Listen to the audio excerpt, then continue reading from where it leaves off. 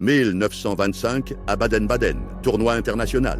Le protagoniste s'installe devant l'échiquier, sachant qu'il fait face à un adversaire redoutable, expert en schéma indien et très à l'aise dans les structures fermées. De l'autre côté se trouve un joueur redoutable, prêt à se battre pour l'initiative dès le début de la partie. Pourtant, il décide d'éviter la théorie principale, d'amener le jeu sur un terrain moins exploré et d'engager un combat précoce, choisissant de jouer l'attaque Trompowsky. Ceci débute par D4, où généralement votre adversaire poursuivra avec CF6. Nous allons l'analyser en détail. Notre deuxième coup, lui, restera toujours identique. Après ce premier coup D4, nous allons jouer G5, ce qui nous permettra d'entrer directement dans l'attaque Trompowsky.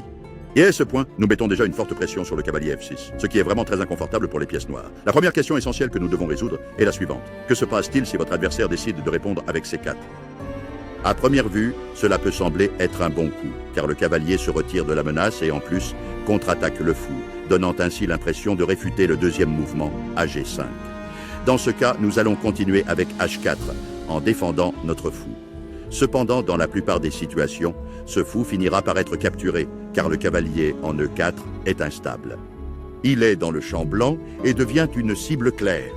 Alors, nous l'attaquerons, obligeant les noirs à perdre des temps, en reculant le cavalier ou en l'échangeant. Le plus courant est que l'échange se produise après C prend G5 et H prend G5. Avec cela, nous obtenons un pion très avancé qui a gagné beaucoup d'espace sur le flanc roi et, de plus, nous activons une tour depuis sa case d'origine grâce à la colonne H ouverte. Cette tour sera un problème sérieux pour les noirs à long terme. Les noirs continuent généralement avec E6, un mouvement naturel de développement qui attaque également ce pion avancé. Nous voyons ici une ligne très intéressante qui implique un sacrifice. Au lieu de simplement défendre le pion, nous jouons G6. À première vue, ce sacrifice peut sembler assez incompréhensible, mais il est en fait très logique et plein de sens. Avec G6, nous attaquons directement le pion H, et n'oublions pas que nous avons notre tour positionnée juste derrière. Les noirs ne peuvent pas capturer avec leur pion H, car ils perdraient alors leur tour, ce qui constitue un premier piège. Normalement, l'adversaire s'en rendra compte et jouera F prend G6, acceptant le sacrifice. Nous continuons avec E3.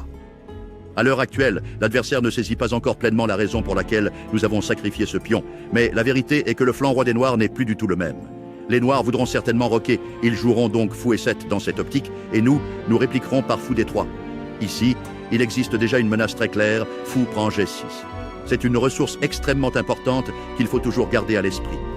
Par exemple, si les noirs jouent à quelque chose comme C6, nous pouvons jouer A prend G6, et les noirs ne peuvent absolument pas capturer car ils perdraient immédiatement la tour. De plus, nous attaquons 2 fois le pion H, ce qui est extrêmement dangereux pour eux. L'adversaire peut s'en rendre compte ou non, mais il finira normalement par roquer, donnant la sensation que tout est sous contrôle.